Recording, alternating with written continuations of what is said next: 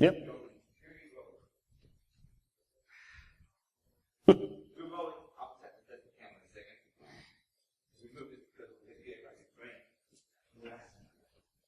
Yeah, I'm going to roll between like here and about here. Okay. You're good? Okay, let's go ahead and start. So, my name is Joseph Perini. I'm Director of Technical Services for PSC. PSC is a QSA company. In other words, we work in the PCI regulatory compliance, and I run the team of penetration testers. There's about 10 of us at PSC, as well as working with the forensic group. Now, our pen testers work towards inside of highly complex environments. So we're typically inside of enterprises, level 1 clients with hundreds of servers and thousands of endpoints and usually hundreds of VLANs. In fact, 2 of them are here today, and they'll be talking tomorrow on the hunting high-value targets in corporate environments. And that should be a really good talk if you get a chance to do it, because it'll give you scenarios that we're likely to see as penetration testers at this level. Now, in addition to being the director, I'm also a published vulnerability researcher, and I spend about 20% of my time in the field as well. I get to travel all over the world hacking networks and speaking to clients, and I've been able to speak at the PCI council meetings and in front of card brands all over the world. Now, if I'm honest, I'm not as good as those guys. I'm not as good as the rest of my team, and I don't have to be because I'm the manager. I just get to hire and encourage really good pen testers. And that's what we're talking about today, is how do you make that break from being a guy that really loves pen testing and wants to do it as a job? How do you get that big break? How do you go from CTF to hacking the enterprise? Do you have the necessary skills? Where do you get them if you don't? And then what are the mistakes that new guys in the field typically make? So can I get a show of hands real quick? How many of you are already pen testers? Cool. And how many of you want to be pen testers? And yeah, sure, Patrick. And how many of you manage pen testers? Anybody in here in a management role? Okay, cool. Then we won't discuss that slide. All right, so some of you might be currently sysadmins, right? Or you're developers, or you've had exposure to red teams, and you're thinking, I really want to do this. This is something that I love. I'm already doing capture the flags. You may be involved in the room next door and having a lot of fun with it, and you want to make that jump to the professional pen tester. So what is a pen test? Let's talk about that first, because there's a lot of different descriptions, and everybody needs to kind of get a feel for what that looks like. And a pen test can be roughly defined as the practice of testing computer systems with the following steps. You do discovery, you do enumeration, you do vulnerability assessment, and then you do exploitation. Now, at PSC, we take exploitation to the next step. We take what we've exploited, we determine what position we're in, and then we move laterally and vertically. We go for post-exploitation. It's an extra step that I don't see in a lot of pen test reports. So, if this is all I need to know as a pen tester, I should be pretty well set, right? I mean, you can go out, you can find the resources for these sort of things. I mean, discovery and enumeration's got to be Nmap and Nessus, and you can figure out the rest of it, right? Not quite. So, these are the real steps of a pen test. The first, it always starts, and it doesn't matter if you're a consultant or if you're working inside of an organization, there's always scoping the RFP. Somebody's come to you and said, we want to do a pen test. And you say, okay, let's talk about what your objectives are, and let's talk about the resources and what we're going to need to put together. Then you've got to come back and write the proposal.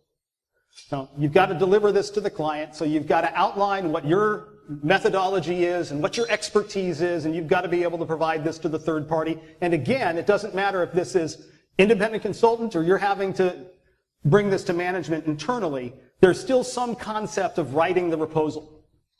Then there's the sales close, which is simple if you're a consultant, you know how to do that. And if you're inside, you still have to sell it to somebody, because there's somebody in the organization that's going to be unclear on why they have to do it and what needs to be done. And then, once you've sold it, congratulations, you start with a kickoff meeting. And as a consultant, you're going to participate in what it takes to do the tests, setting up the logistics, agreeing on the rules of engagement, making sure that we understand, we all agree on what is success criteria. Success criteria is the point at which you stop. At what point are we done with the pen test? And then, when you've agreed to all of that, there's the actual test. And now you can start going through the discovery, the enumeration, the vulnerability assessment, exploitation, and post-exploitation. And you're done with the pen test. Now, you've got to write the report. And if this is an internal test as opposed to a consultant, you're still going to have to write it up for somebody. Then you're going to have to deliver that report. And it may be a delivery over a phone, it might be in person, you may have to go through some PowerPoint presentation, but you're going to have to explain to somebody what the findings are, articulate what those risks are, and then give them some idea of how to fix it. And more than likely, the last step in the pen test is helping them fix things. They're going to come back to you and say, well, we understand what NBNS is, but we don't know how to fix it. We're having a hard time getting it all resolved, or we don't know what to do about this finding of inadequate segmentation. What are we supposed to do with that? So again, you're going to have to work with the either internal asset or with the client to make sure that your pen test and all of the steps are carefully and properly articulated. Now, there are different types of pen testers. You may be currently, and I hope no one in the room is the script kiddie. The script kiddie, we all know, is the guy in the forum who's begging us to teach him how to hack Facebook. And he doesn't have any understanding of the underlying technology or the consequences of what he's doing. He's got some script off of wherever, and he saw a YouTube video. You know that guy that just got busted for hacking into some government agency, learned about it off of YouTube, did it, and then filmed himself hacking and posted online. Well, he got busted because that's his mentality. He just doesn't understand what's going on. Now, the junior pen tester is the guy that knows the tools and has an understanding of the underlying technology. What they don't have, maybe, is exposure to all the different enterprises or technologies. Maybe they're really experienced at CTF, but they've never sat in an environment where there are, 100 assets and they're having to pivot through different VLANs to get to wherever their target systems are. They've never experienced that, but they're pretty good, they've got a good understanding, and they're fairly careful. Now, the mid-range pen tester, these are the guys I love, because they're seasoned, they know the tool, they might know how to do SQL injection manually, but they use all the tools to speed things up, so SQL map's easy. They're qualified to be a team leader, and they're going to be successful as a consultant or internally within an organization. Now, the difference between a mid-range pen tester and a senior pen tester, in my mind, is this. The senior pen tester is someone who's writing new tools and techniques and researching vulnerabilities and mentoring other team members. That's really what makes you senior and above just everybody else. Now, not everybody is willing to go through the steps it takes to go from script kiddie to senior pen tester. I don't know if you saw this the other day on Reddit's hacking. Somebody was looking for damn help. Now, he was in the hacking subreddit, and he was having a real problem because everybody was telling him stuff to do that was totally useless shit, and the tutorials that he was finding were all crappy, and he couldn't figure out how to do it. He just needed some help, and somebody needed to tell him how to do it. Well, this is probably an extreme example, but it's not an uncommon attitude where we want to get to the end as quickly as possible. We want to kind of cut out the middle. And you're not likely to start hacking by jumping right in. You probably need to do something else in the industry first, right? You got to be a developer, be a sysadmin. Do something so that you can get exposure to the technologies and the programs and the applications that you're eventually going to have to break into. It's not wasted time or experience, and this background will go a long way. All right, so let's talk about the skills you need to have. So, basic computer skills. And I say basic is probably, you should have broad computer skills. You should be an expert in at least one operating system. But you need to be operating system agnostic. You may love Linux all day long and think everything else sucks. You might like the Mac and think everything else is just garbage. But the fact of the matter is the enterprise loves Windows.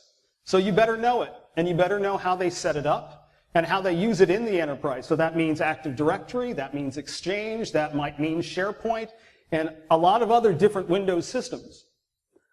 You may even, at some point, have exposure to mainframes. Unfortunately, we can't grab a mainframe, throw it in a lab at home, and hack away at it. But at some point, if you do get the chance, you can do it slowly and carefully and expose yourself to that sort of thing. You'll need to understand what's going on at a network level. TCP v4 and v6. You're going to have to be able to open up Wireshark and understand what's going on. Make heads or tails of the output and understand the most common networking protocols. Scripting skills. Do you need to have it? No. Do you want to have it? Yeah. It makes your life a lot easier. You can automate. You can get a lot more done in the same amount of time if you can script in Bash or in Windows Batch. You're going to need to know the databases. If you're looking at SQL injection, you have to know how those back-end databases are working. So MS SQL, MySQL, Postgre, Oracle, get some exposure to it. Internet programming skills like HTML, Net, Java, JSON, it's all there. Cold Fusion, you've got to get some exposure to it. Fortunately, again, all of this is easy to get our hands on and bring down. You'll need more advanced programming skills. There's always the argument of, should I learn Python, or is Perl better, or is Ruby better than everything? And I don't care what you decide to do, because, again, their flexibility is a little bit different.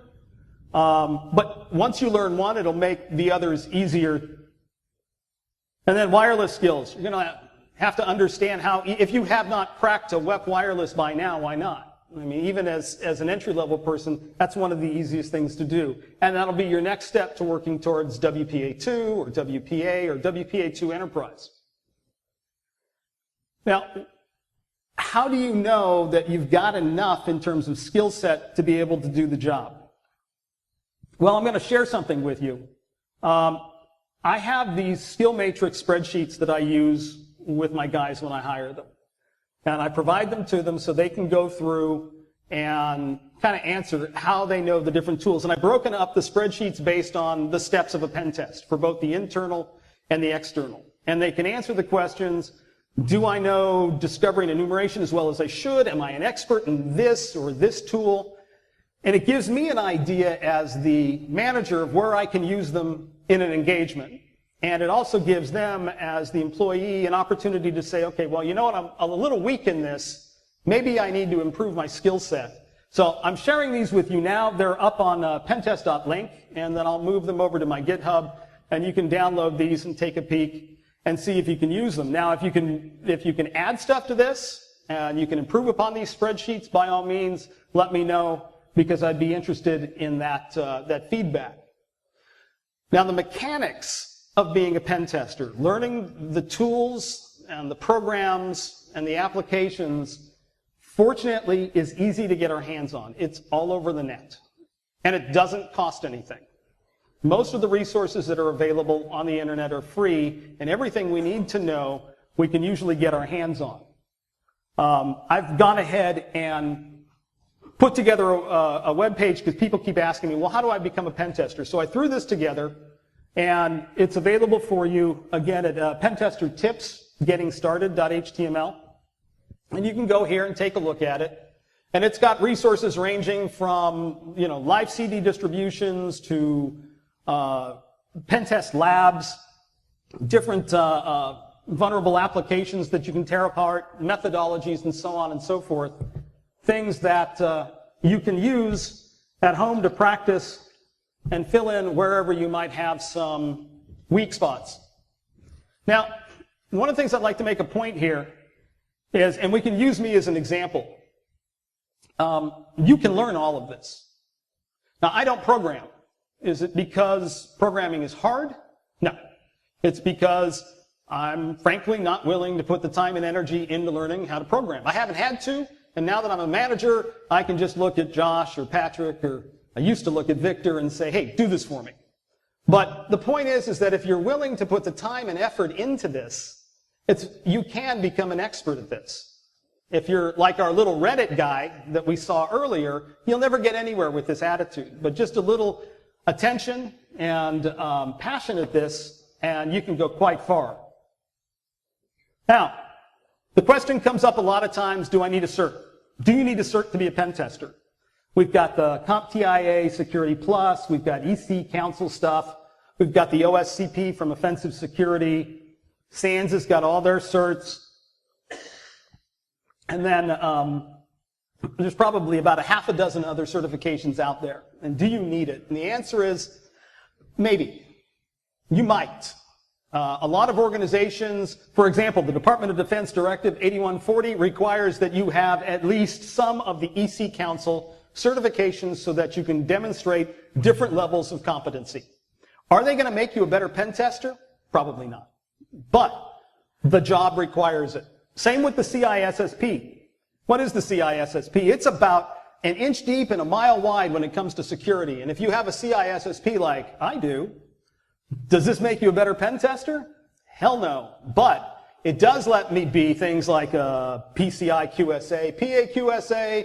It would allow me to get certain jobs in the organization, in the field, because the enterprise asks for them. Now, a lot of times you could negotiate this. You could say, hey, look, I don't have the CISSP, but if you hire me, I promise to get it within 6 months. And some organizations are willing to do that. So I don't dismiss certifications. I think about most of my guys don't have them, and some of them do, and that's great. Really, for me, it's what you can do in our org, but don't dismiss them because many companies and organizations will require them.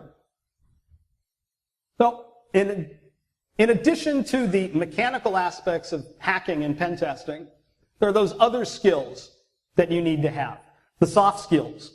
So if we remember that list we went through that wasn't about discovery, enumeration, vulnerability assessment, and so forth, these are where the soft skills come in. Writing, communication, appearance when you're working with clients, professionalism, and then curiosity and passion is a soft skill that you definitely have to have here. So let's talk about communication. My boss says, we were given 2 ears and 1 mouth for a reason. And his point of this is maybe to tell me to shut up. But the other point is that communication starts with listening. That's the most important part. And if you need to improve your listening skills, stop talking. Speak less. Don't interrupt somebody.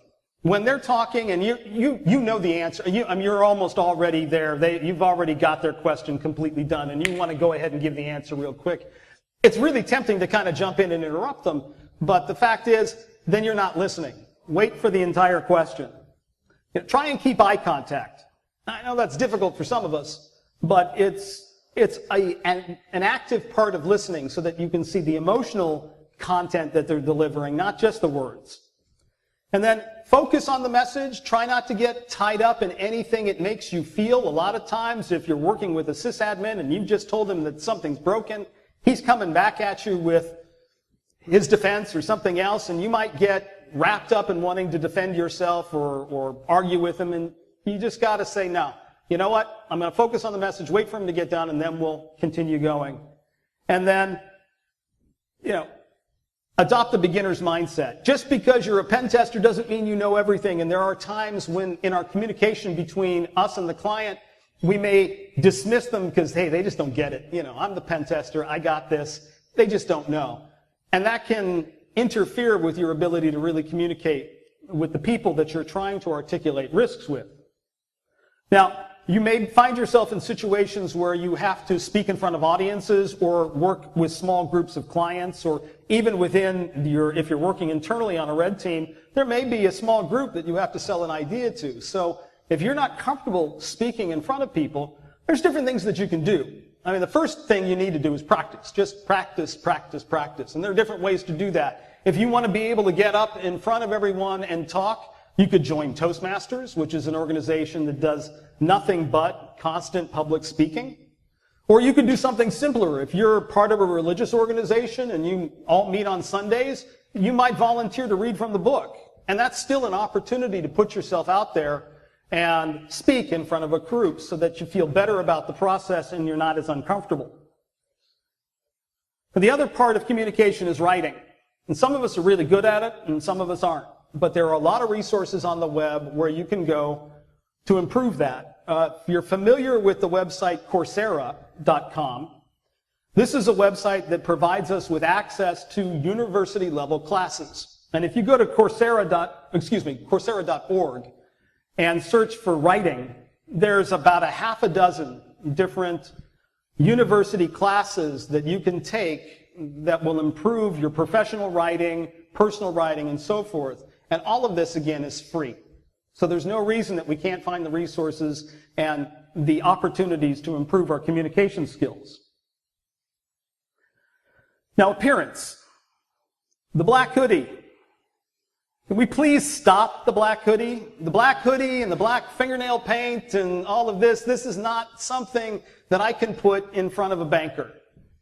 And it may impact your professional credibility, let's face it. Now, there's a point where in your career, you may get to a point where you don't care anymore and they can't argue with you because you are an expert.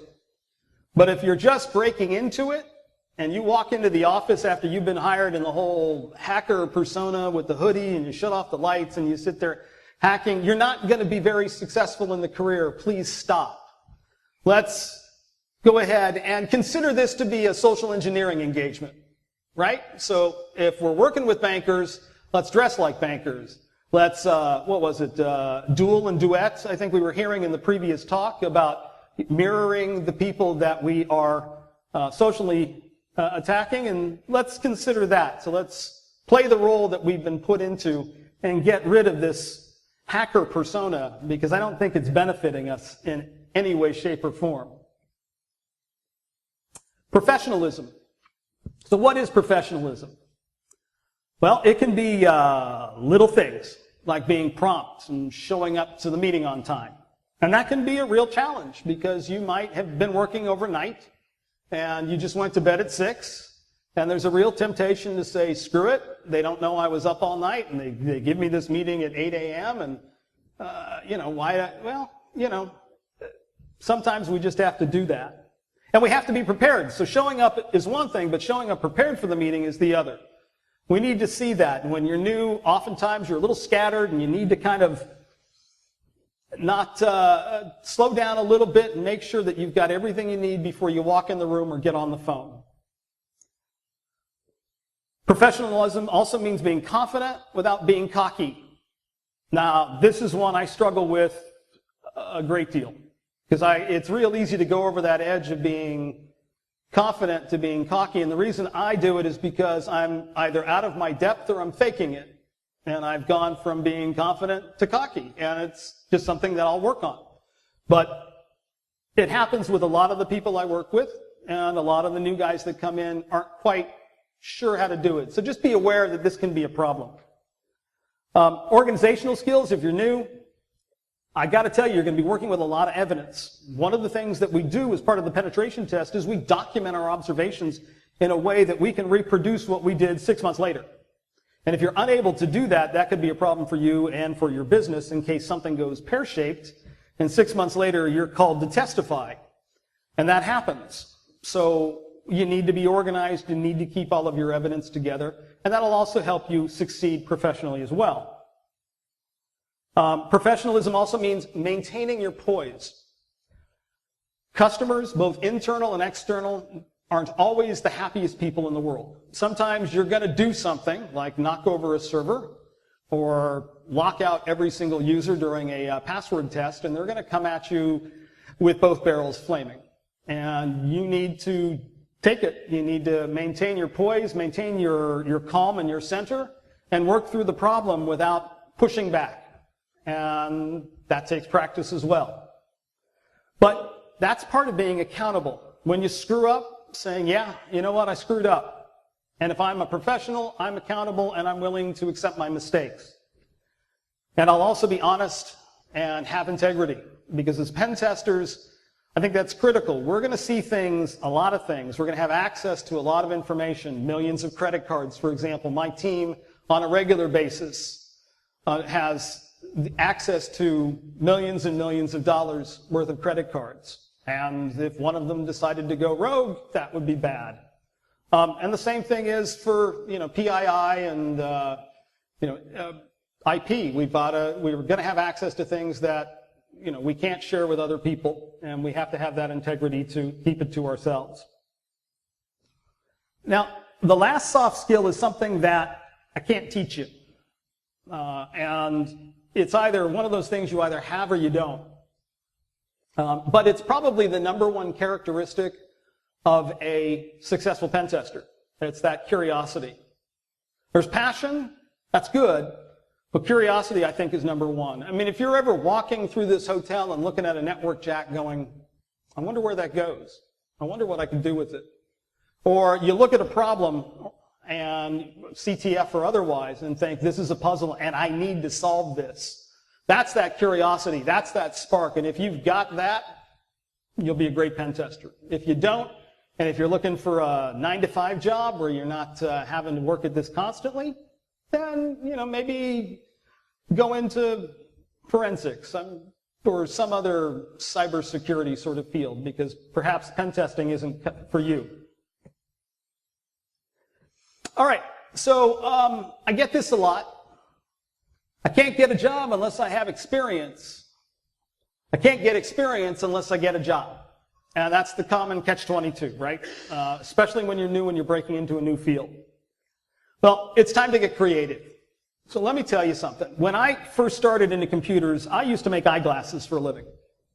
I didn't have a lot of money for computer equipment. I had 3 little children and just me, and I couldn't figure out how to get the money up for the MCSE, because back in the day, that was the thing you had to get. Everybody was getting their MCSEs. I know, paper MCSEs were all crap, but I still wanted it, and I wanted to do it, but I couldn't. So I got this crazy-ass idea. I went to the school district, and I said, okay, this is what I'm going to do. I'm going to go to businesses. I'm going to ask for their old equipment. I'm going to fix it up, and I'm going to donate it to the schools. All I need is a place to work and a place to store it. And they went, yeah, great. And I had my picture in the paper, small town, Napa. And it was a big deal for a little while, and I was doing this. And then they came to me and they said, hey, we've got a better idea. Why don't you do this as an adult education class, and you can teach adults how to do this? I had no idea, but I said, sure, why not? And I started teaching adults how to do this. And over about 3 years or so, I got enough experience doing this to go and get a job as a sysadmin. Actually, I got a job at a value-added reseller and did some sales and did some implementation and had a lot of fun. But it was that, you know what, let's make this stuff up as we go, sort of get creative, that got me in. And we can do the same thing as pen testers. Now, some of the ways you could do that would be to volunteer. If you look around at this conference, there are lots of volunteers here, and some of them have, strong careers in security and in pen testing. Why not volunteer at a B-Sides or DerbyCon or DEF CON, or get involved in one of these conferences as a volunteer? Are you going to get immediate experience as a pen tester? Hell no, but you're going to meet a lot of pen testers. And you're going to be able to network, and you're going to be able to have the opportunity to familiarize yourself with different people in the industry. And that's huge. And get involved with Hackers for Charity. I mean, that could be some direct work where you're actually doing some technical volunteering. And then there's a website called www.catchafire.org that will set up volunteers with different organizations. And if you do a search on it, the last time I looked, there was an organization that was looking for somebody to do a cybersecurity analysis of their network. And they were looking for a volunteer to do it. So again, there may be some opportunities there where you could go to the school district in your town, or you could go to a local business or whatever and say, hi, I'm a student in cybersecurity. I'd like to test your website for free, or I'm doing this, and I'd like to take a look at your network at no charge, your school, your church, wherever. Look for an opportunity to volunteer, get involved, and that may give you some real-world experience. Now, bug bounties. Here's an idea. Now, bug bounties are a very good way for me as a hiring manager to determine whether or not your skill sets are valuable enough when you haven't had another job. So here's the idea. If somebody has been willing to pay you for a vulnerability that you found in their website, those are key indicators for me that tell me that, A, you were able to follow the rules of the bug bounty. So you can follow rules of engagement, because if you screw up in one of those, they won't pay you. And you can produce actionable results because you had to then document it in a way that they understood and they could verify. This is not a bad idea in terms of being able to demonstrate that you have some skills without having a job. So you don't have to quit your day job to be able to prove that you can pen test. Now, I put Pornhub up on here because they have a new bug bounty and I thought it would be funny, and if I'm honest, I went for a little bit of shock value, right? But I'm beginning to see some reports on Twitter that suggest perhaps their bug bounty program is not as professional and above board as we thought. So I take it back. You take a look at it, but be careful out there. Now, mentorship. Here's an idea. Now, mentorship can be a fast track to understanding our industry. Now, to find a good mentor, what I suggest is you look around at the people. Maybe you're volunteering at these conferences like we talked about earlier. You're going to see a lot of folks. Find somebody that's got a successful career, that has something that you'd like to have, you'd like to emulate, and see if they would be willing to be your mentor. I mean, they can help you cut through all the crap so you can learn from their mistakes and you can kind of leverage their experience, and you can be successful that much faster. But they're not going to tell you how to hack. You're going to have to work for it. Mentors aren't there just to give you all the answers. They are there typically, it's a relationship to help guide you professionally, not necessarily give you, the tips and tricks on how to hack, although they may do it. But don't abuse your mentors and make sure that you're doing the work first before you go to them with the questions.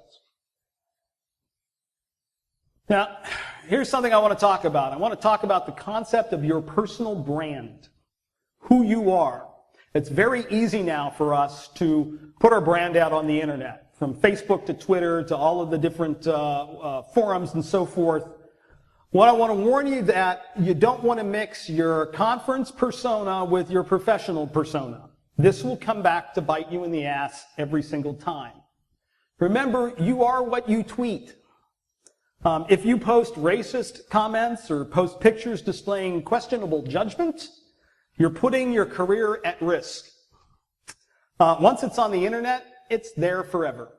So I was doing some research on HostAPD. Are you familiar with the software package for doing some, man-in-the-middle attacks against wireless? And I was having some trouble, and I was looking at this forum, and there was this guy in the forum replying to every answer with some abusive, unhelpful, or derogatory sort of comment. I mean, he clearly did know. I looked back at his profile. He really did know his shit, and he was senior and had been posting for a gazillion years. But his answers were all incredibly unhelpful. Now, if he had come to me and was trying to get hired on a job, and I look back at that, I'd have taken his resume and just put it at the bottom of the pile. I don't need prima donnas.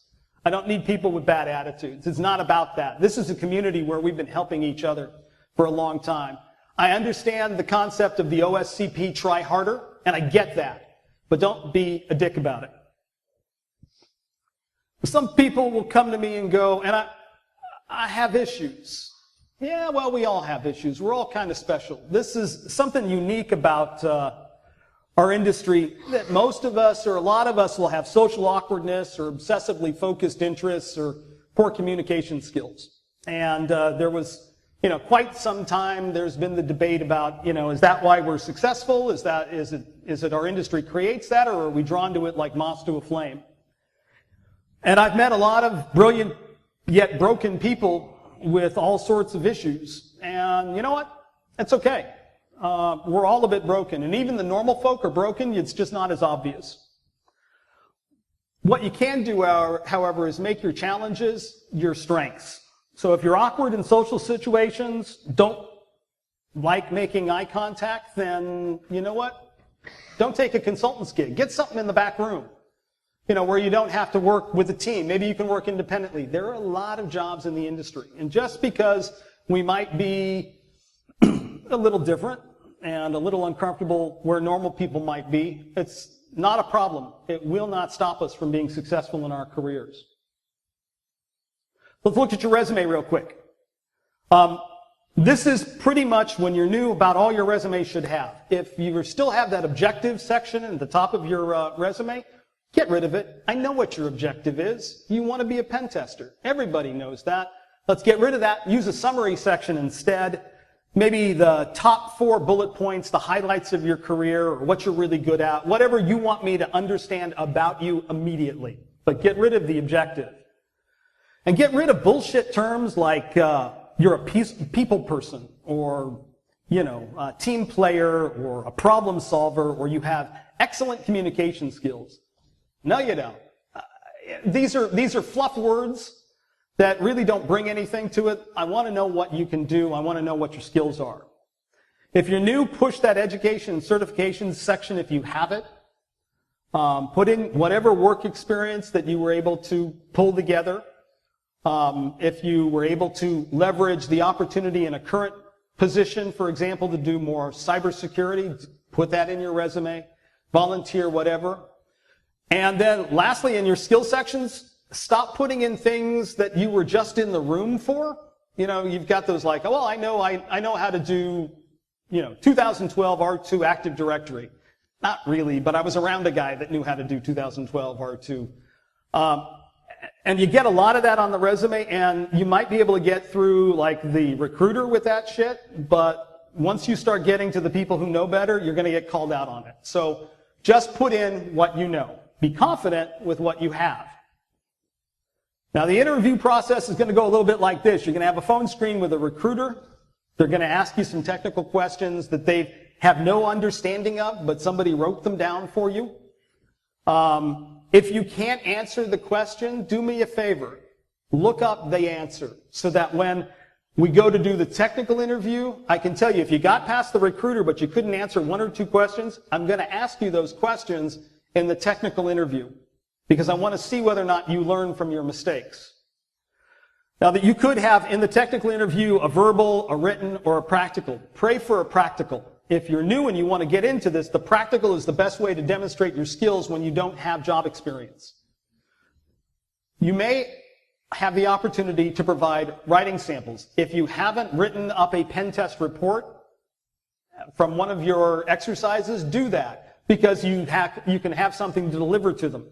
Also, consider going back to your personal brand and making sure that you're doing professional blogging because this will demonstrate your expertise as well as your writing skills.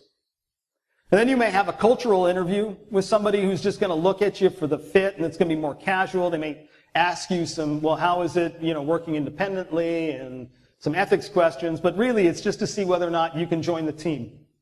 And then finally, you're going to have that final face-to-face interview and the negotiation of your salary. So now you're a pen tester. Good job. Way to go. Now, where are you going to screw up? You're new at this, and it happens. And there's a few things that are pretty common in new pen testers. I'm going to tell you about them now so you can avoid them. So the first one is, I call it goes to 11. It's where you've got a vulnerability, and the organization or the people you've told about it aren't getting it. And they just don't understand why it's a big deal. And you're getting worked up because it's a big deal and they need to fix it and they just don't understand and it's a problem, and calm down. There are, bigger things at play many times. The organization gets to choose whether or not they want to fix it. At the end of the day, it's up to them. But one of the things I want you to do is take a step back. If your client or your stakeholder isn't understanding, then the problem may be with the way that you're articulating the risk. So come at it at a different angle. Think about what's important to them. Are they about the money? Well, then describe how this could be about money and how it could cost them. Come at it at a slightly different angle so that you can align what your message is with what their interests are. The other problem is saying yes when you really mean no. So when you're like, yeah, no, I can do that. No, that's perfect. Yeah, totally. No, I got this. It's all good. And the nodding of the head yes, when inside you're thinking to yourself, haven't a clue, I'm just going to figure this out later. Please don't do this. You get to a point where you're kind of reaching outside your comfort zone, and that's okay, but if you're way too far out, in our industry, we can possibly break things. And even when you've got some time under your belt, you can get to a point where you're afraid to ask for help. I've never had a hacker's handle. I've never been cool, and I got mine today. And it's called Master Chown. And it comes from the experience I had at a client where I was trying to move some files over that I didn't have permissions to move. And I went and thought to myself, well, I'll just change the permissions. I'll use Chown and do whatever. And I ended up not really knowing, and I was afraid to call anybody on my team or to ask for help. And I ended up instead changing the permissions, not of just those files, but absolutely everything on the web server. And that server went down, and it was 2 days of trying to figure out how to change permissions back and what they all were, and it was pretty embarrassing. And that's now my cool hacker handle, Master Chown. So I will always remember that even when you've been doing this for a long time, you still need to ask for help. And finally, making mistakes, you're gonna make them. It's just a fact of life. So when that happens, just own up to it quickly. I'd rather somebody say, hey, I screwed up, and this is how I figured out so it'll never happen again, and then, cool, that's fine, and then we can move on. See, the problem is that their learning is a process. And there are 4 stages for learning anything. The stages of competence, right? And the most dangerous part when you're new is that you're in this stage of unconscious incompetence, meaning you don't know what you don't know. And you're there, and you're just kind of flailing about a little bit, and then you move to the next stage where now you're conscious incompetence. Now you know you're missing some stuff, and you know what that is, and you can go fix it. And then you fixed it in your conscious competence. And yeah, you know it. You may have to look at your notes or Google something, but you're pretty good at it.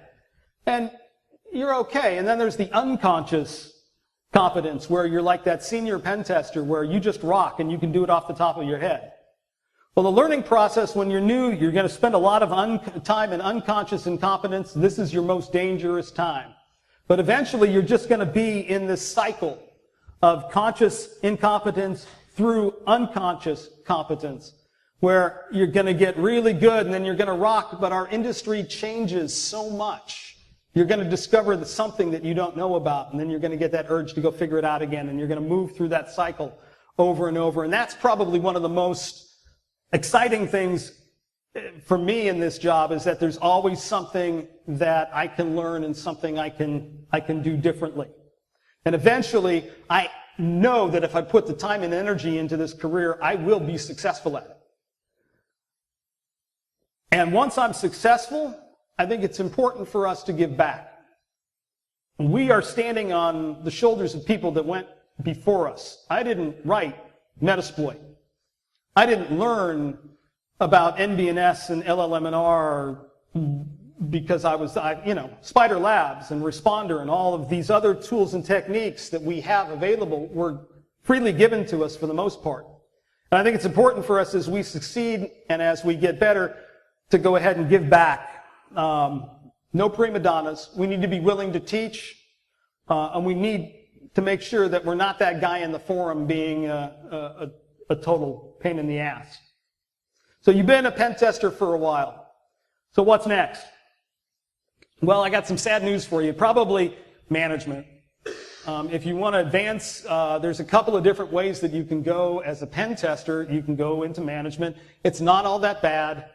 But the other thing you could do is be an owner or founder of your own organization. A lot of people who have excelled in our industry do that. You can always try the job hopping and hop around from company to company for a while and see whether or not that makes you successful. At some point, that will probably be detrimental because we'll start to look at your resume and go 6 months here, a year there, 9 months there. Guy's not going to be with us for very long. I'm not going to invest in you. So maybe this isn't a good match. I mean, really, the key to making more money is pretty easy. So pen testing has a fixed cost, right? I can only bill X number of dollars to a client per hour for the work that you do. So your salary is basically defined as your value to the company. And that value can be defined as your billable hours. So then you can only bill so many hours in a week, and I can only bill the client so many hours in a week, and therefore I can only pay you so much in a week.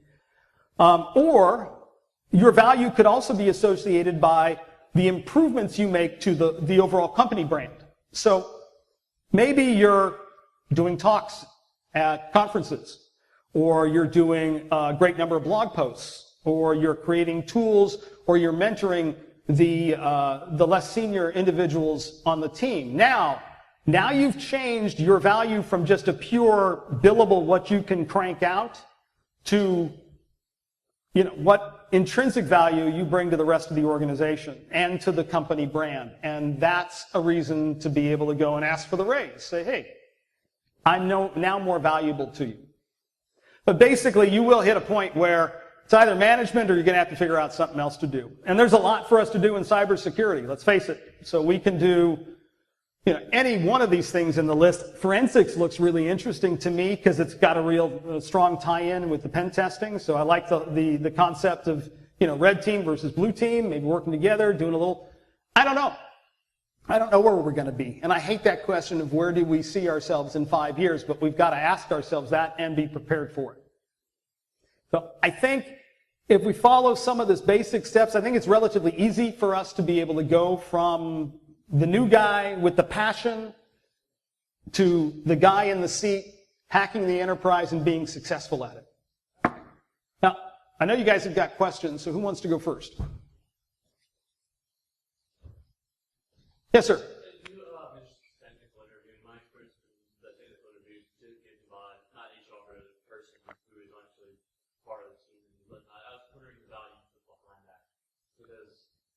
The difference is that you have the people with education that don't have that, then really not extend. Not wondering as far as your experience, do you rely on their own abilities, or their success in the technical portion of the interview? They can tend to, they may not be really good interviewers, they may be exceptional interviewers, it depends upon the guy you've chosen, but doing the technical interview with one of your own pen testers, they can generally get a sense of the guy on the other end, whether or not he speaks the same language.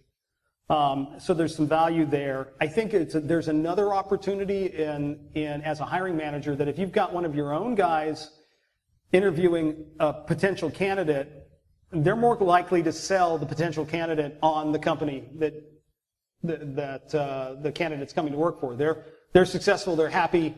If there's any questions from the candidate, they're more likely to answer them in a positive way than the recruiter could, or even a management level sort of.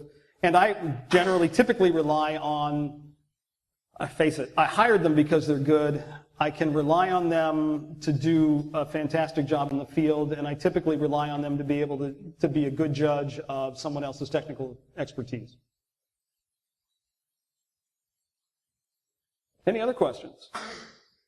Yes, sir. What is with all the pen testers using Macs? Our use of Macs was because our company, one of the first engagements we did was with Apple. So I guess during the sales process, they all walked in with a combination of HPs and Dells, sat down at the table, and everybody else had Macs. And in that moment, they went, holy crap, this isn't going to work. And they went out and bought Macs, and we've been a Mac shop ever since. Some of the advantages for me is that typically I can plug this into a customer network, and if there's a problem on their network, I won't come home with it. If it infects one of my VMs, it's easy for me to wipe out. It also tends to be a comfort level for the customer as well. Oh, you've got a Mac. Okay, that's fine. There's not a lot that you can do to my network. So then I think developers, there are some pretty good development tools. Again, we already said I'm not a programmer, so I couldn't tell you, but I know a lot of people. Yeah, Adrian, you got to. If you have like two VMs running at the same time, screen switching buckets, and you can find any in OS. go between several VMs at the same time. The swap between them is just so convenient and easy. There you go. Last point. Testers travel a lot. Mac travels really well. And get beat up in the airport as much as some other devices. I've dented mine a lot because they're all made out of aluminum. Yeah, and I end up kind of smashing and denting them, and I've actually gone through 3 hard drives, and I have to get this in now for its 3rd trackpad, and the battery's dying, and I'm either exceptionally hard on my equipment, or I've just had a lemon for the last 3 years. Yeah, it's the Pornhub. Any other questions? Yes, sir. So you said that one of the things you look for is curiosity. How do you scope for that and talk to someone like you? It's that enthusiasm in their voice. It's that excitement when they're talking about a particular issue. It's you ask them questions, and whether or not they give it an interesting, thoughtful answer, or whether or not it's something just wrote out of the book. Yes, sir. So say you got all the technical skills, Yeah. but not a good community of security in your area. What would you recommend someone to Well, you could start a community. There's no reason why you couldn't start a little hackers chapter. Like I said, you do got to get creative. There might be some online resources that you can go to, IRC and others that would be something. You can look to see if there's a B-sides anywhere close to your community. Any sort of maker spots. Even a chapter of tool that can be useful to try and find similarly minded individuals who might want to get together on a irregular basis to talk shop.